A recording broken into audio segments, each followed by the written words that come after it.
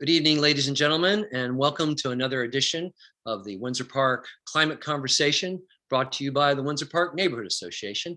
My name is Martin Lukey, and I'm chair of the Climate Committee. Tonight, we have a really special show for you. We are going to talk about the Inflation Reduction Act and the climate change provisions that are found within it, marking the first time in American history that law has been made in America to deal with climate change. We have a couple of very special guests tonight. Bob Hendricks is going to be joining us from the Sierra Club.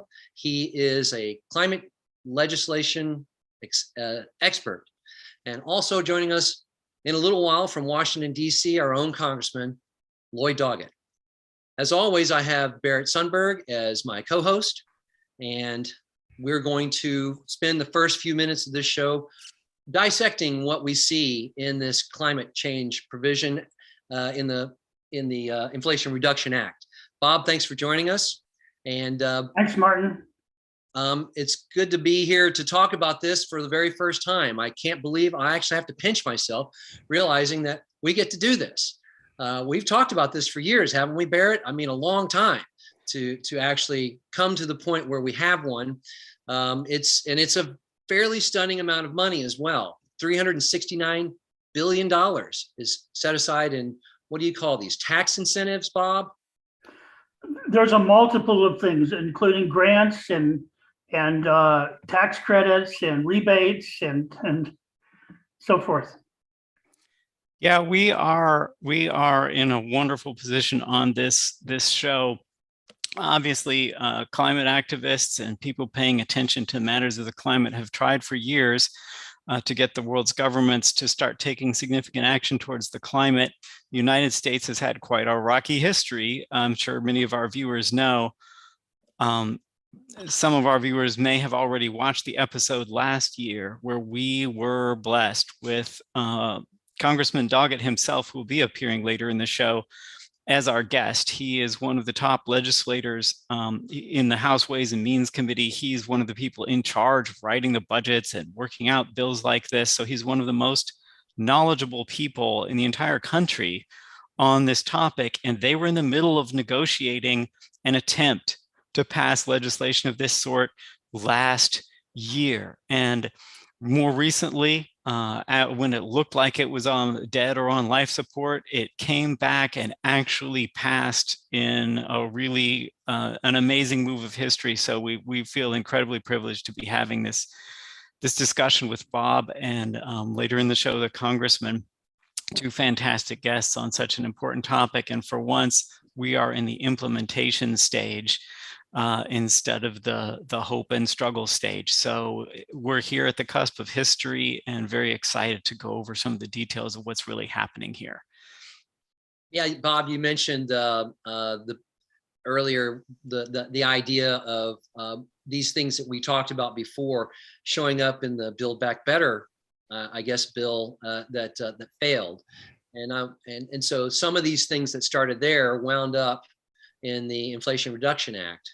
And so I think what we want to do for our viewers is to put together a simple kind of diagram of what is going on with this bill that is number one, fairly important to industry and also to homeowners as well, because there's tax incentives built in that regard. So Bob, what's your first take on how this act really works? Yeah, the Inflation Reduction Act, which almost everything in it started out in the Build Back Better.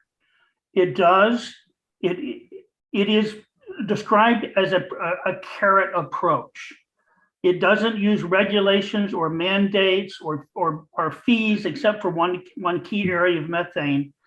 But it does tax credits, rebates, grants, government funding programs in order to achieve the overall.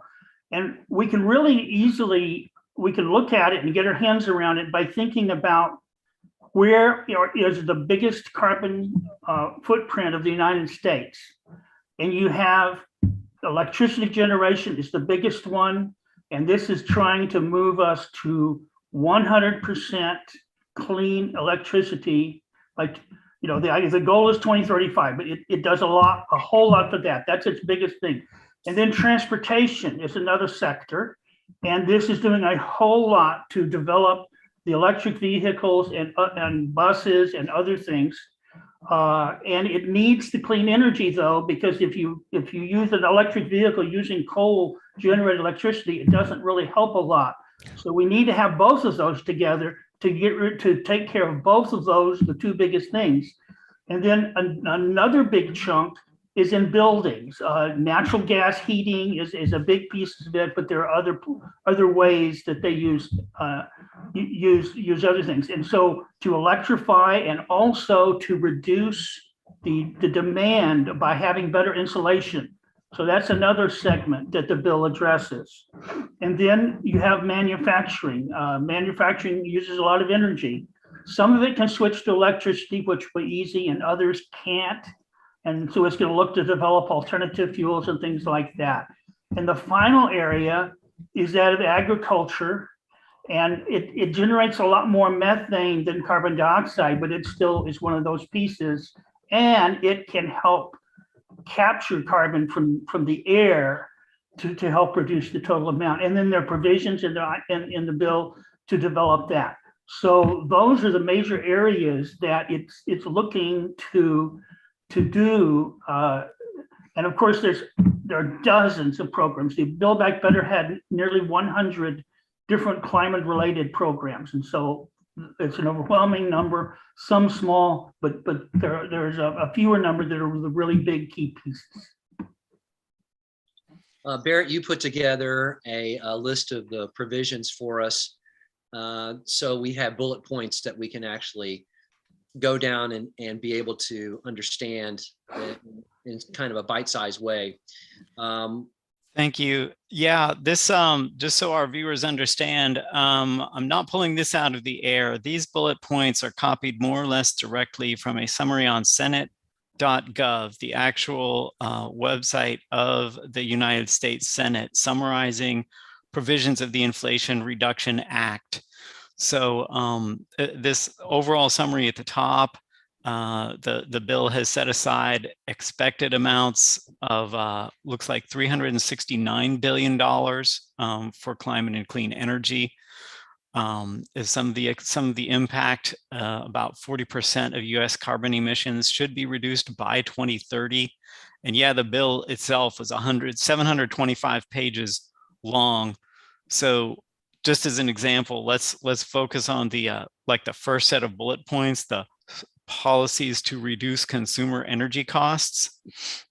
That alone has multiple different segments in it just from the consumer side.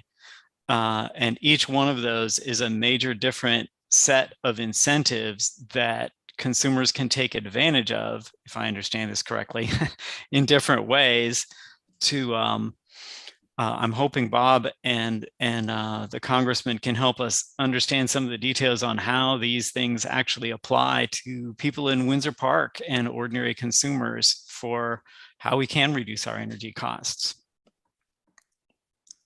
Yes, we're going to bring up some of that information from some websites that have compiled it for us. It's pretty significant numbers for homeowners to change a number of things in their houses and become part of the solution and utilize this law so that we can all be involved in it. Bob, you were talking earlier about how industry was going to be affected. In fact, I think certain industries are going to be invented as far as that goes, like the carbon capture industry. That is something that doesn't even exist at this point. That's right. One of the most overlooked pieces that could become very significant in the IRA, the Inflation Reduction Act, is changes on tax credits for carbon capture. Now, briefly, there's two ways that you can do carbon capture. One is pulling it out of the smokestacks so it doesn't go into the air, and your natural gas plant is suddenly near net zero. And then you can pull it directly out of the air. Now, that's actually been done since World War II in submarines, where you had to pull it out. We know how to do that, but no one's been willing to pay for it. But 45Q, there was a small amount of fee, but the 45Q, the part I'm most excited about is if we could really get a lot of direct air capture and sequestration going, where we pull it out of the air and we bury it in permanent geologic saline formations, then we get rid of it. It just goes out of the air and gone. And those tax credits were increased from $50 to $180 a ton. That is huge. Bob, let me catch up with you on behalf of, I think I represent a portion of the viewers, people who are not super familiar with this, but have heard about it sort of vaguely. I, as a sort of a person with an activist background in climate change up to this point, I've heard a lot of activists be sort of suspicious, if you will, of carbon capture, because people have been afraid that if we're capturing the carbon, then like the fossil fuel companies will get people to use it as an excuse for continuing to use highly emitting systems. And can you place carbon capture in the sort of evolution of where we are in fighting against climate change, and talk about a little about that, and then we can return to the details of these costs and stuff? Sure. The direct air capture and sequestration, anyone who understands it just sees no problem with that. It's the other two types. The direct air capture within. Okay, first of all, to your point about this gives the oil and gas industry continue to keep polluting. Anything we do to reduce greenhouse gases, they can use an excuse. Oh, we're reducing it there. Oh, we're reducing it there.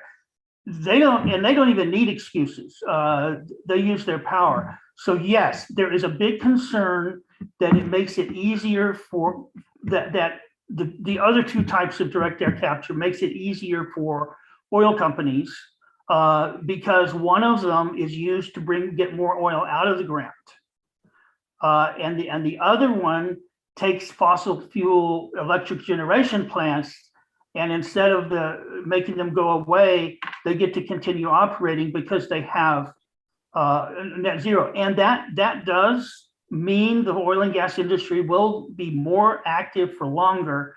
And there's a lot of reasons it would be better to simply get rid of the fossil fuels and move purely towards clean energy.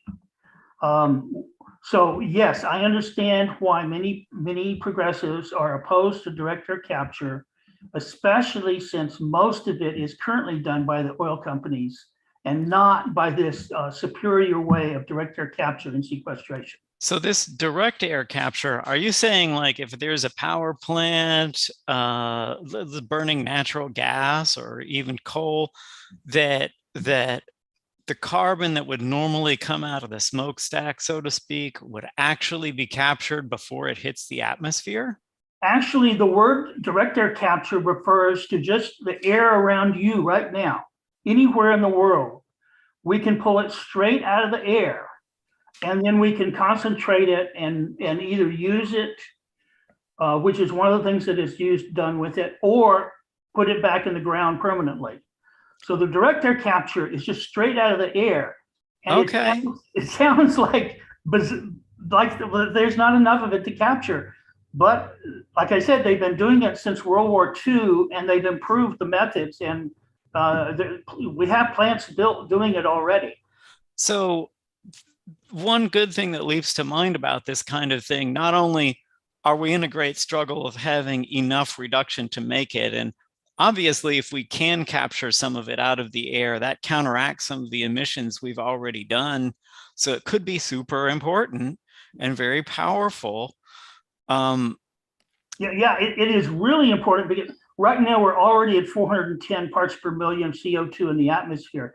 That's too much. 350 might be too much, and that's way, and we have way more in there right now. This is a way to pull that out of the air and actually end up we could restore a healthy climate if we pull enough out of the air through all the ways there are to do it. But this So- this could be one of the main ways.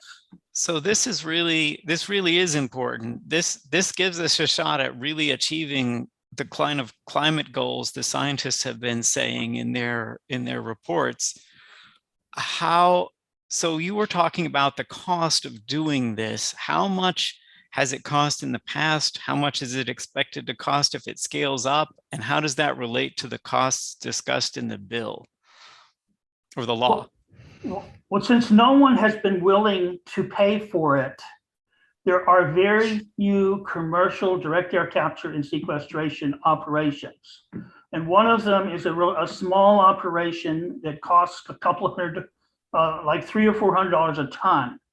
But there's a company called Carbon Engineering who has gone through complete analysis of the cost of every little bit in a plant for this. And they come up with an amount that's roughly $100 to $250. But part of that variance is stuff that we can control. In other words, if we use cheap electricity, like West Texas solar and wind, you have cheap electricity. But if you go to the Houston area, then it's much more expensive for the electricity. And so we do have some control over that. But I expect when scaled up, I would be surprised if it doesn't go down to at least $100 per ton. So now so I guess we're early in the stages of scaling it up and seeing how cheap it can get, which is in our favor. And obviously if this law leads to a significant number of projects that get built and we start getting that experience under our belt, it gives us a shot at a cheaper cost that can really work in the long term. So if they're hoping for $100 to $150 to $200 a ton, you were talking about different costs earlier. Tie this to the costs in the bill. Well, when you're paid $50 per ton to capture it, and it's going to cost you right now at $150 a ton, and probably $110 a ton in 5 years after you learn how to do it. There's no business there. Somebody has to pay for it, and a few millionaires and billionaires like Bill Gates have put money into it to develop the technology. But this IRA bill and this change to 45Q provides an opportunity to actually make a business out of that. Now, in terms of direct air capture, it's the same basic technology, whether you use it for something called enhanced oil recovery or whether you bury it in the ground. The company Occidental Petroleum, who's already building one of these, is so sure that this is going to make a lot of money that they are planning $70 billion plants already by 2030. And so, that's a lot. That's exciting news. So again, sorry to always be catching up and trying to understand this, but I probably represented at least a few viewers on this. If I understand what you're telling me, very few people have been willing to pay for this before, so not very many projects have been built. Is the bill just offering to pay for some projects, or is it offering incentives to people that choose to build projects? What is the bill doing, and what is this 45Q you keep mentioning? Sorry. It's part of the income tax code, and it gives a tax credit, although there's a big change. It will also give a payback. So like the city of Austin, if they have no taxes, which they don't, federal taxes, they can't take advantage of a tax credit. So they've changed it. So a nonprofit can get this too, and they'll just get a check from the government. They give it for however much carbon dioxide is actually captured and then either put in the ground for $180 a ton or used for certain acceptable uses for $130 a ton, which is what the enhanced oil recovery, they basically are pushing the carbon in the ground where most of it stays and pushing out some additional oil. And on balance, they end up with roughly net zero oil. So this means that as long as we're using oil, it would be a lot better to be using net zero oil than, 100% carbon burning oil.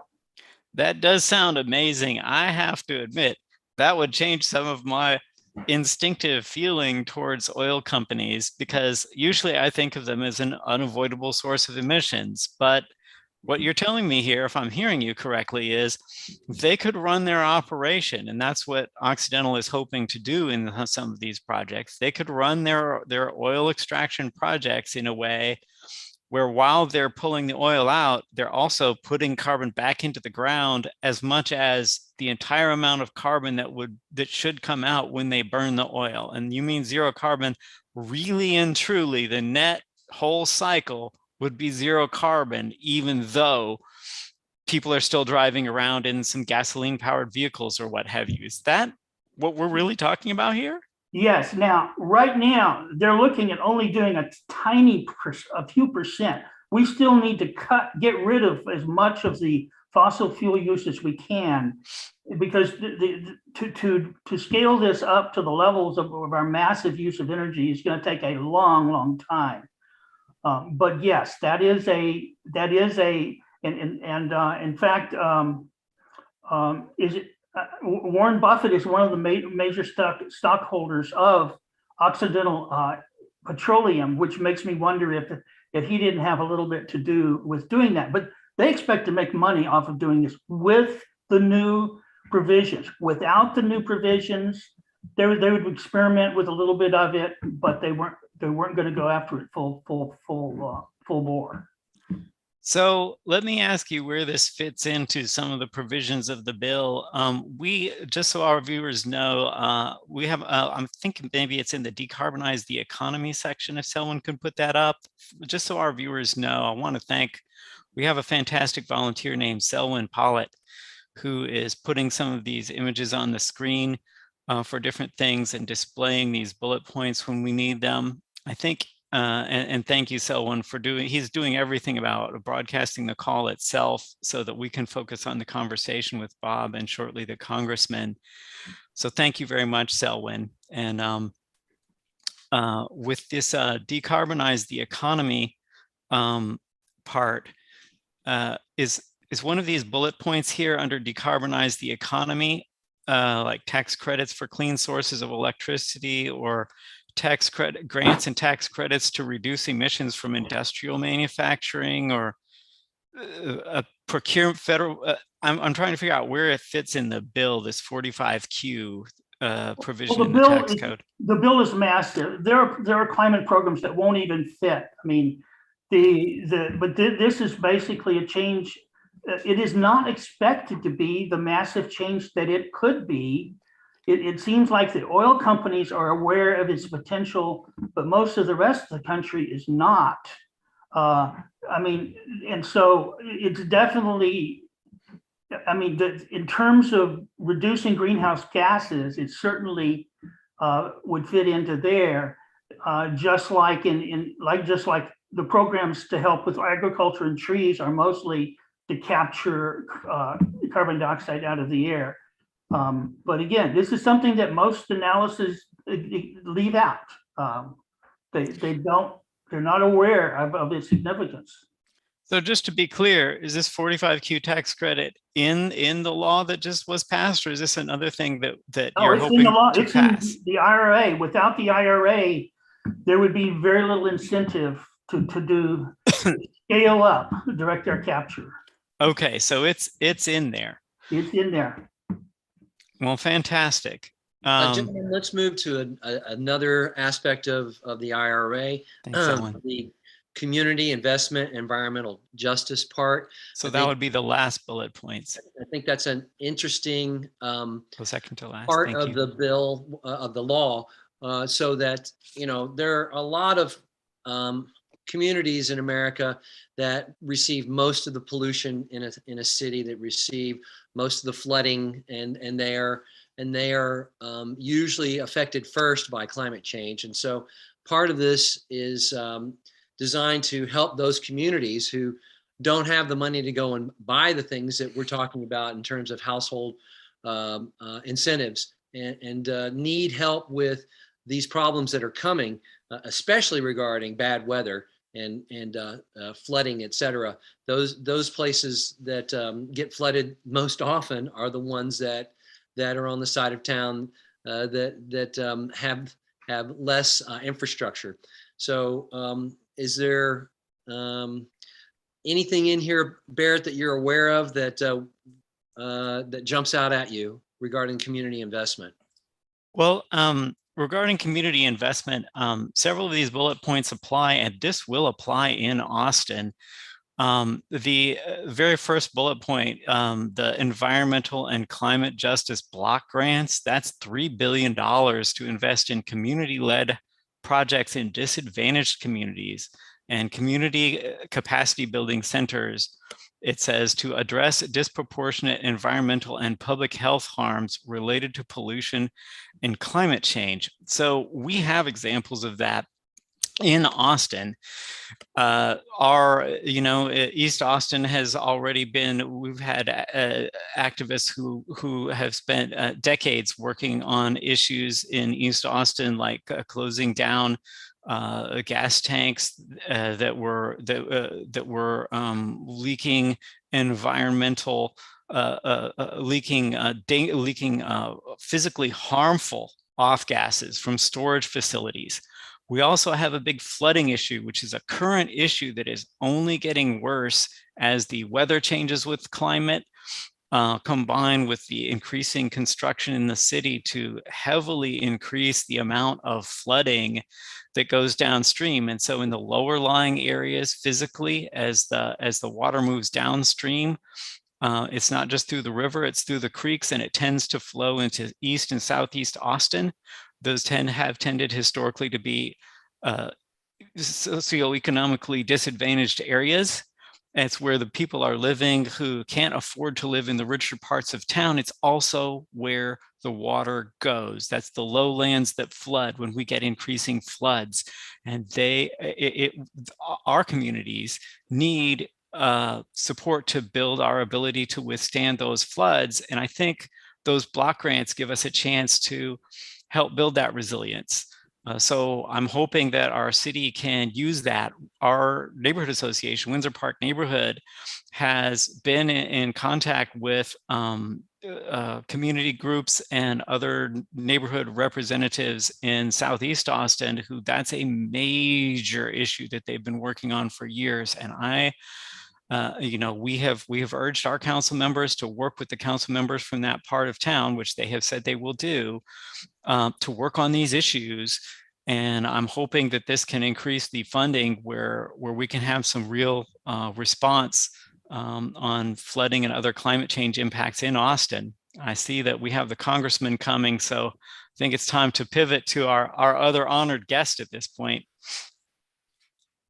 Hello, Congressman Doggett. Thanks for joining us. Martin, thank you for your continued efforts. I enjoyed visiting with your group last year, and Bob, of course, has been very active since then, as I know you have. And Barrett, thank you all very much. If we could just get more efforts like this, perhaps we could get the solutions that we know are essential.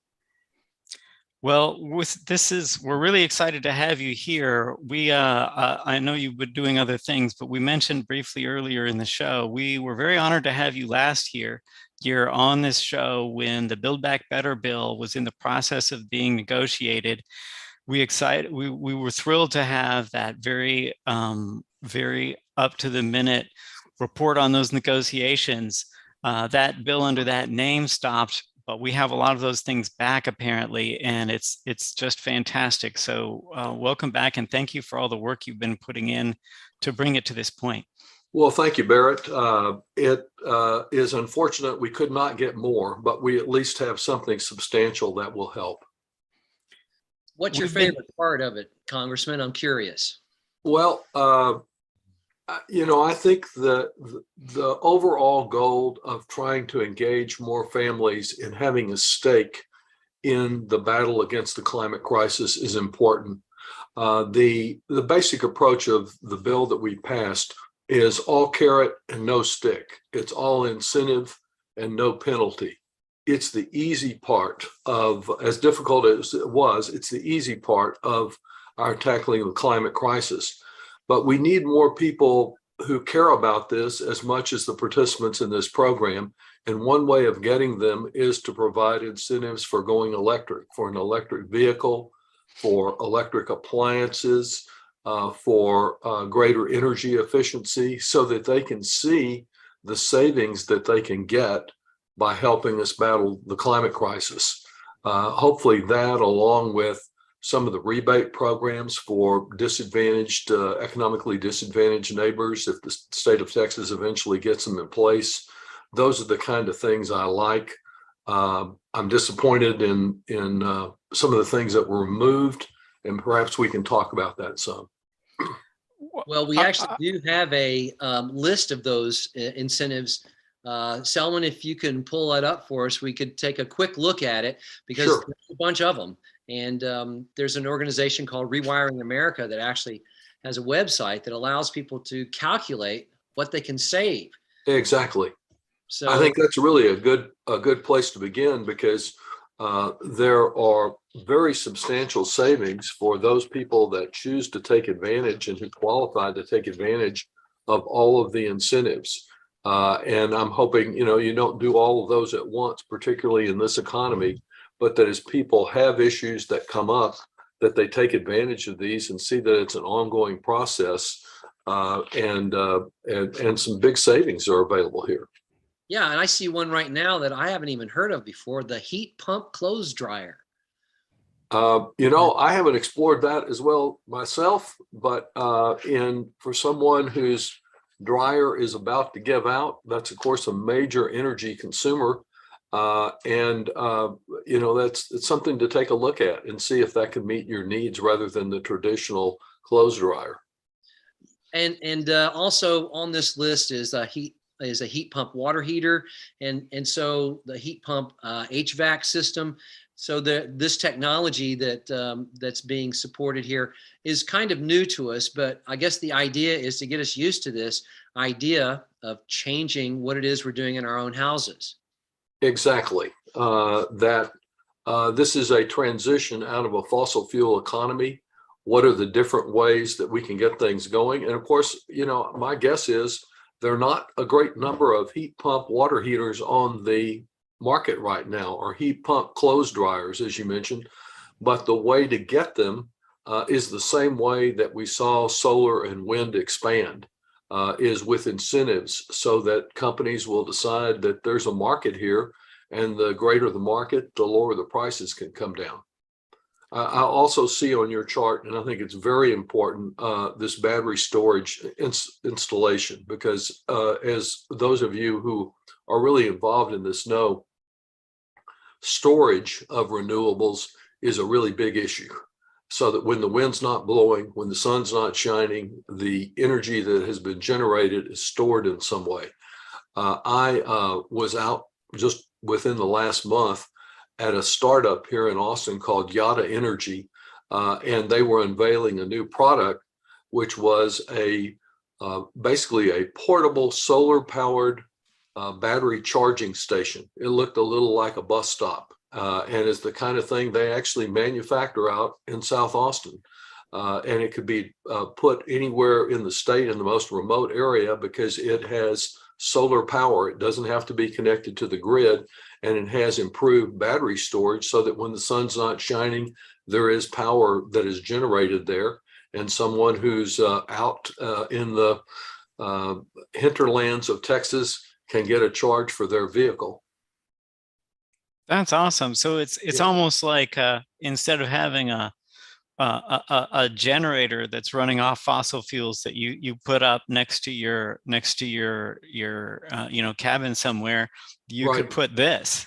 Exactly. It's all renewable. And while you might put it, at some remote cabin for fun, I wouldn't be surprised if this didn't become an overlap with some of the fossil fuel industry that has all these remote spots, and they've got activity out there. I think already some of them are relying on solar energy in these areas, or wind energy. So I think it's great. And I think it's all the convenience and the value of the product is important, but I think it's really essential that we get more startups creating and coming up with new ideas about how to solve these problems. I'm really convinced that one aspect of winning the battle with the climate crisis is having more people who have an economic stake in it. And I'm hoping that the incentives in this bill will get us in the right direction and encourage more startups, of which, Central Texas is the perfect place to do that. So we've talked about some of the incentives. Oh, I'm sorry. Go ahead, Bob. I was just going to say, and the incentives in the IRA are very likely to significantly lower battery costs. Exactly. Also lower solar costs, which is badly needed. So that will further support all of this.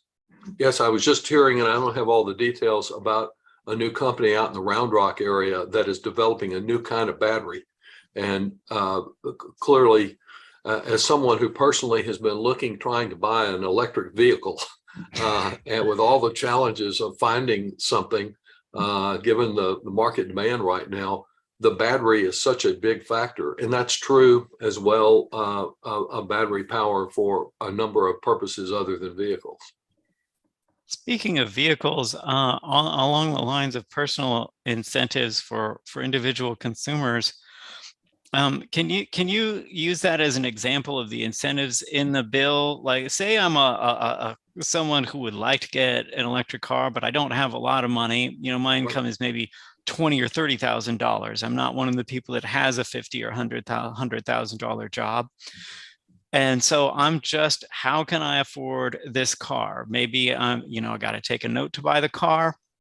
Is it a credit? If it, do I say I'm only paying $1,000 a year on my income tax? What's the incentive? And do I get all of that money or only a fraction of it? What if I'm borrowing to buy the car? Do I still get the incentive? Is like a tax refund? How does that work?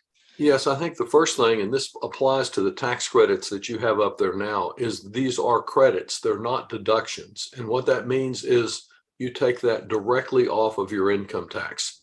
And even if you think, well, I only have $1,000 tax liability, probably withholding has been taken out of your paycheck all year long. That's some of the taxes that you paid as well, in addition to whatever is due on April the 15th. So this will be a big help to many people. Clearly, and I know this again from my own electric vehicle search, electric vehicles are still much more expensive, and these credits don't close all the gap. Further, there were some restrictions put on by Joe Manchin, who does not like electric vehicles, apparently. And in short, I guess for what Manchin did does have some effect in targeting this electric vehicle credit more toward middle and working class Americans. And there is an income limit on who qualifies for the vehicle. And the other provision that I think is important, that is brand new, is that for the first time it covers used electric vehicles. You can get up to $4,000 off of a used electric vehicle. And there's also a cap in the bill for how much the electric vehicle can cost. I was encouraged to see, and I think they're not out until next fall, or at least that's the estimate, that General Motors is talking about an electric vehicle that is on the market for under $40,000. And that's very important in making these vehicles more affordable. And so the $4,000 limit, of $4,000 off a used vehicle, $7,500 off of a new vehicle. That new vehicle also has some component provisions. And as I said, it has some income limitations regarding how much income you can have in order to qualify. What's the cutoff roughly? Yeah, just as far as that cutoff, it is available up to $7,500 for those who have family income joint filing of $300,000 and up to $150,000 for individuals. So it will cover a whole lot of people here in the Central Texas area. I think I can speak for quite a number of people saying I would have no problem fitting into that range. In that category, yeah. Well, there's some merit in focusing those credits again, to incentivize people who thought they could never afford an electric vehicle, to put our focus on them. And I think particularly over time right now, used electric vehicles are costing just about as much as new ones because there's so few new ones on the market. But again, referring back to our experience with solar and wind energy right here in Texas, now that this incentive is there, you begin to see a shift in the fossil fuel auto manufacturers moving in this direction, recognizing there's a limit on how much they can charge in order to expand more into the middle class. So that when we're having this meeting next year, hopefully there are a number of new vehicles on the market that are directed toward the middle class, where people can get this $7,500 credit and make it almost as inexpensive as buying a fossil fuel vehicle. How long are these consumer protection parts of the bill lasting? Well, they're basically indefinite. That kind of gets us to the question of what happens if we have a change in Congress. And yes, all of the provisions of this bill are written into law. It's final, but that doesn't mean someone else can't come along and try to change it. You have, I think, some questions about what is the effect of a change in the composition of the Congress. Yes, that's one of the questions we sent you beforehand, so that we could make sure and reach that. I think it's important for us to touch on it, because I think first, the main effect is not so much seeing the repeal of any of these provisions. As long as Joe Biden is president, and I think it's improbable, and we have a substantial, if not a majority in the U.S. Senate, it's improbable that any repeal effort will get out of the Congress. But if we have a Republican takeover of the House, and right now most of the polls suggest that's what's going to happen, though I still have hope that there's a narrow path for a Democratic majority. If we have a Republican takeover of the House, any meaningful action on the climate crisis will stop. This will be all that there is. And we know that while, though I guess basically the Inflation Reduction Act, the name, we're better at naming things there in Congress than what goes into the bill. There's not all that much inflation reduction immediately in this bill, but it does have, billions of dollars, hundreds of billions of dollars we haven't had before to invest in a transition to a clean energy economy. But if we have Republicans in the House running things, we will not even get on the floor a chance to vote on significant improvements in climate. And so for those people whose number one issue is climate, the choice could not be more stark right now across the country. And it's, unfortunately, as you know, I've been an unwilling expert on redistricting, but I'm also an unwilling expert on being in the minority. Out of the entire time that I've been in Congress, now about, in the range of 25 years, this is the fourth year where there has been a Democratic majority in both houses of Congress and a Democratic president. So not very many opportunities to do things. The last time we added some incentives for renewables was during the first 2 years of the Obama administration. Now we've got it again with such a narrow and really nominal majority there.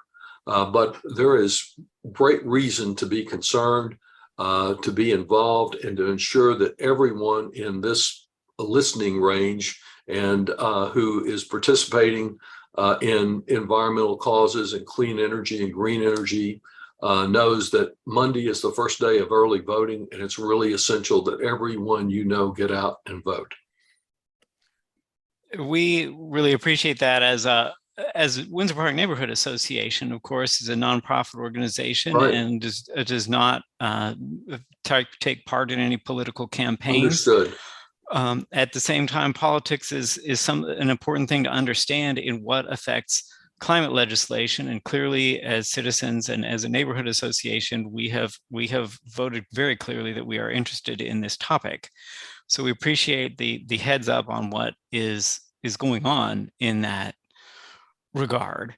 Yeah, absolutely. And I think you were saying, as I came on board, there are really critical decisions in nonpartisan races for mayor and for the city council member who covers the Windsor Park area, because getting a climate action plan here in Austin and ensuring that it's strengthened, that we have that with the county. I was with the Austin Independent School District earlier this week because one of the incentives is for clean school buses. And there's a long way to go, but next fall we will have the first 3 electric school buses here in Austin, and we need to keep pushing for more. The plan there, as with Capital Metro, is to move to an all-electric fleet. So issues about who's on the school board, another nonpartisan position, who is mayor and council, those are key positions on climate. We need every level of government held accountable for what they're doing to address this crisis, regardless of what happens in Congress. That's our job, Congressman, as the climate committee. We have been doing that outreach for years now, and I tell you, it does have some effect. It does. We're happy to be involved in that, and this program is just an offshoot of that original idea, which is what can we do ourselves? Great. Congressman Doggett, in terms of the longevity of the climate provisions, a lot of them are providing tax credits and other investment for business. Yes. And the businesses, once they start to plan and rely on it, I would think Republicans who listen hard to the business community would be reluctant to have those provisions go away, especially for an industry that has been built up around them. I'm hopeful that that's true. As I said earlier, I think in our winning the struggle to address the climate crisis, we need more businesses who have a stake in it. I think a business that sees how much they gain with greater energy efficiency, with moving to an electric fleet. And, one of the provisions that I worked on personally was the electric vehicle charging stations. We provide an incentive for businesses up to $100,000, 30% of it, of the cost of electric charging stations. We want fast charging stations. That would also apply to apartment complexes here. So all the folks that live in apartments, of which we will have more and more if anyone's going to be able to live as a middle class working family in Travis County, we need the apartment complexes to offer as an incentive that there are charging stations there.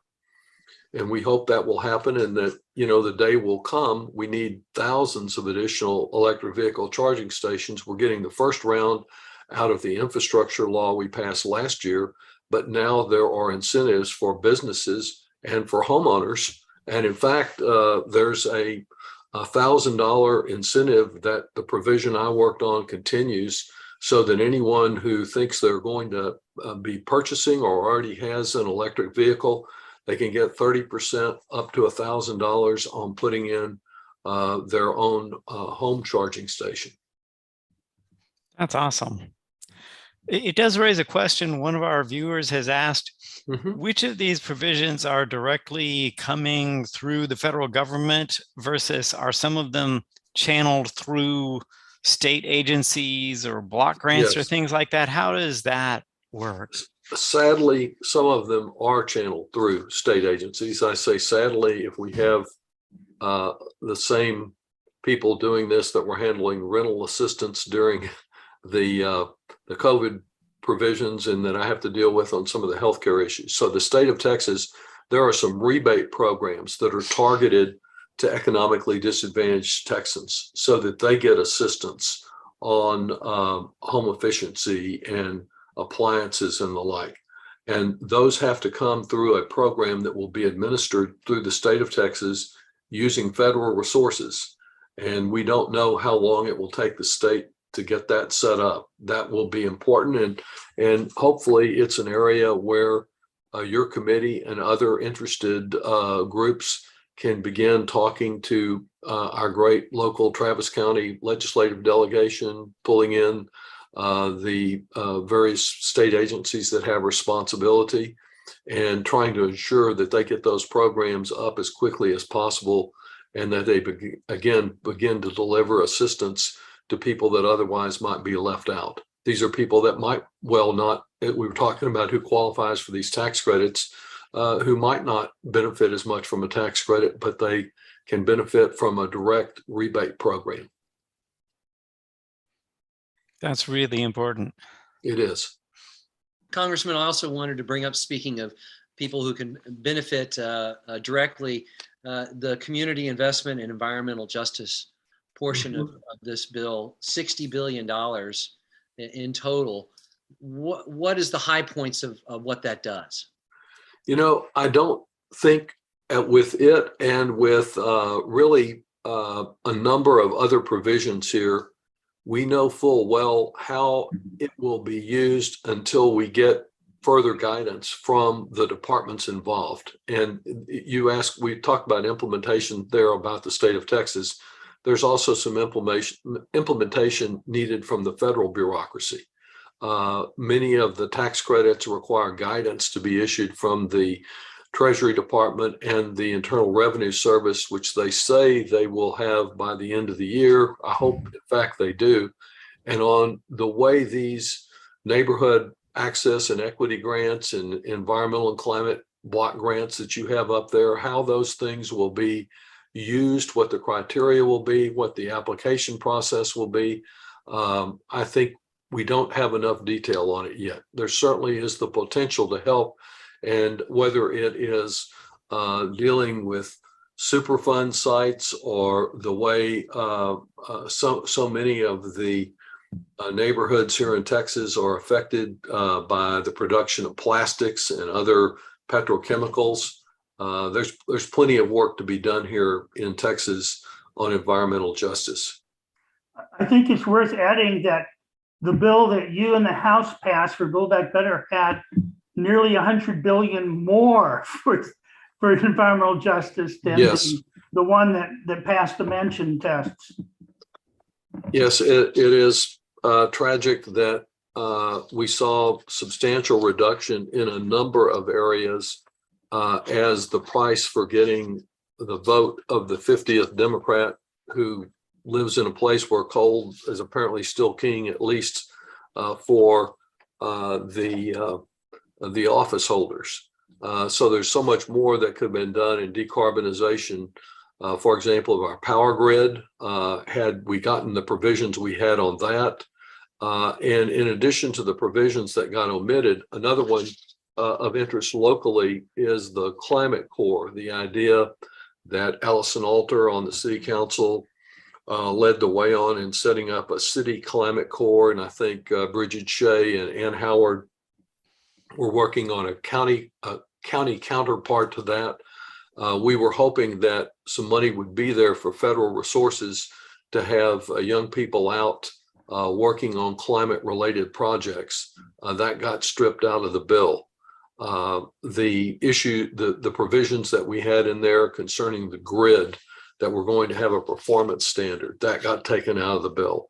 And then, as you know, Bob, what got put in the bill as a final price for getting Manchin's vote were some giveaways to the fossil fuel industry concerning leases in the Gulf of Mexico. I know that was a concern you raised to me and some others with the Sierra Club, as well as one specific area in Alaska, provisions that are just the opposite of what we were doing in the House bill, where we had bans on offshore oil and gas drilling in the Atlantic and Pacific coast and the Eastern Gulf of Mexico. So it's and I think the other, and I believe, Bob, you've had an interest in this, is the whole carbon sequestration issue. Yeah. I don't say that technology is not worth pursuing, but I think the way it's been written in the bill is largely just another subsidy for the oil and gas industry. It's a huge amount of this bill. It's about $8.5 billion. And there's a big difference in the way it's being used there, and the idea that you've had some interest in of carbon capture unrelated to oil and gas operations. And we may get some of that out of this, but I think the principal beneficiaries, almost the exclusive beneficiaries of carbon sequestration under the existing tax provision is the oil and gas industry and the petrochemical industry. Yeah, that is expected. I hope that more companies like 1PointFive will start building direct air capture and sequestration that just pulls it out of the air and puts it underground, because that could be a huge help in getting back to a healthy climate. It could be. I'm glad they're exploring it. It's still, as you know, in its infancy, and trying to determine whether it can be cost effective is a really big issue. There are big incentives here. There's a total of $8.5 billion made available in this bill for tax credits for carbon sequestration. So they've got the incentive to do it if the technology works out. If any of these tax credits people were to submit for far more than was budgeted, do they still get it? I think there is enough on these credits for all that we could foresee would occur. I suppose if we began bumping up against the ceiling on the credit, there would be a move to try to extend or expand it, at least in a Congress that was Democratic. If it's a Republican Congress, as you mentioned earlier, if the most likely place that those credits would bump into a wall would be business credits, and hopefully the businesses would be there trying to talk with their Republican friends to see the ceiling lifted. I wanted to switch back to something you brought up a little while ago regarding energy, building batteries, basically. Yes. And I'm wondering, is there anything in here that is industrial size that for energy storage? I believe there are some incentives on that. I don't know that I have all the data on it right in front of me, but we talked a whole lot about energy storage and providing credits that I think business could benefit from. Again, these 30% credits, but I'll check and get back with you specifically on that. I don't know if that was in the material you had there from the Senate or not, but I view energy storage as one of the most important areas as we go forward. I see you've got something up. Good. And so grants as well as tax credits. And those bullet points, Congressman, are straight off the Senate.gov summary of the bill. Mm-hmm. That's a good source. I know we're getting very close to 8 o'clock when we normally stop, but we have a viewer who is asking, is there any of these provisions that might support oil companies who are kind of undergoing a struggle the more that this gets implemented, to explore geothermal? We've been doing some research finding that geothermal as a source for stable power might be a very powerful mix if it goes down in cost. Is there anything in the bill that could contribute to developing that? Well, most of we talked about solar and wind, but most of the focus of this bill is on clean energy generally. And so I think geothermal probably does qualify for some of this. And yes, there have been some geothermal projects, including in the oil patch, that may have potential for additional clean energy. And that's the kind of thing I would be delighted to incentivize the oil and gas industry to do more of. So there's a lot of things that really will benefit the state of Texas, at least potentially. And so we have a lot going forward in the future from this bill. Bob and Congressman Doggett, do you have any final thoughts on basically what's the most important thing that our viewers should be remembering about the Inflation Reduction Act? Well, I think it is that this is a way to lower your energy costs. We know right now with these pending rate increases that are so troubling here in Austin from Austin Energy, but elsewhere, and from the much greater demands of having summer from April through October, that big bills lie ahead. And this is a way to reduce your energy bill. Moving electric is a way to reduce or almost eliminate automobile maintenance costs and have much lower cost in terms of fuel than going to the gas station all the time. Not free, but much lower. So I think there are savings for you from taking advantage of this bill. And then I think second is there are incentives here for more businesses here in Texas. We talk about green jobs. Those are not just people installing solar panels, so that's very important. But this is an incentive for startups, for creativity, for using all of the talent we have here to help find solutions to the climate crisis. But then finally, I have to say, this is a bill that addressed the easiest part. As hard as it was to get it passed, and it almost didn't pass, this is the easiest part of the climate crisis.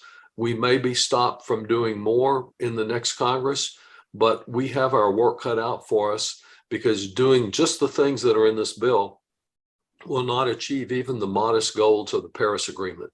Much, much more is necessary. And we see every day, almost certainly every week, more evidence of the tremendous danger we're in. And that, if anything, we've greatly underestimated the challenges of the climate crisis. There is no time to waste, and we need to be looking for more ways, both in government, in terms of our personal lifestyle, to try to address head-on the climate crisis. We need more groups like yours to keep spreading the message. I noticed in one recent survey that only 1% of Americans and only 3% of those under 30 said that the climate crisis was their number one concern. I would have to say for myself, I would have listed it as number two, because I think the very real threat to our democracy immediately is the number one concern. But I am bothered that we haven't gotten the message out there to people enough that there is something we can do about the climate crisis if we act now, but not if we continue to defer. And I would like people to go away both with the sense that we really have a lot more to do, but Paul Krugman, Nobel Prize laureate, wrote in it that the title of an op-ed was, "Did Democrats just save civilization?" And I think we should keep in mind that this was the first huge beginning start on that goal, and we did do it. And I like your optimism, Bob, and it is a first step. There are just so many more steps we've got to take, and as I know, and you propose what some of them should be, but let's keep getting more people involved, seeing the immediate benefits, and then maybe we can make a few more of those steps. definitely. And as, by the way, as people begin to use these credits, there are going to be some problems. There are going to be some hiccups and certainly in terms of the way the rebate system.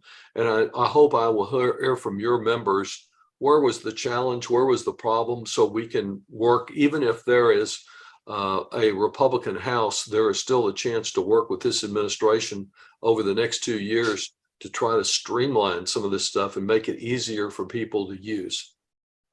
And there's a lot of carrots, but if people and businesses don't eat those carrots, Yes, the whole thing fails.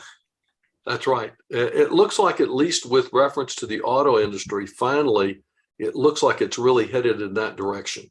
And there are a lot of incentives for them, including some direct pay to them to retool some of their factories. So I'm hopeful there, but there are so many other aspects of this that are more challenging. But perhaps with your optimism, we get where we need to be. I really do appreciate the leadership you guys are showing and the participation of all your members.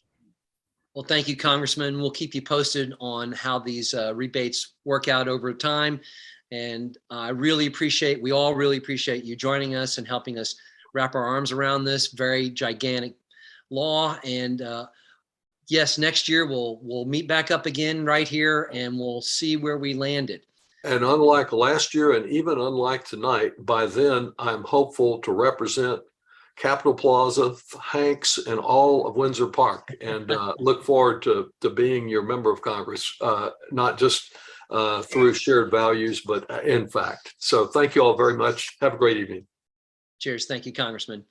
And that's all our time, ladies and gentlemen. Thank you for watching and participating and asking questions. It's a rare opportunity that we've had here tonight, and we're really happy to be able to bring it to you. Thank you, Bob, again, for your expertise. Thank you, Selwyn, for directing, and Barrett for being a great co-host. That's it here from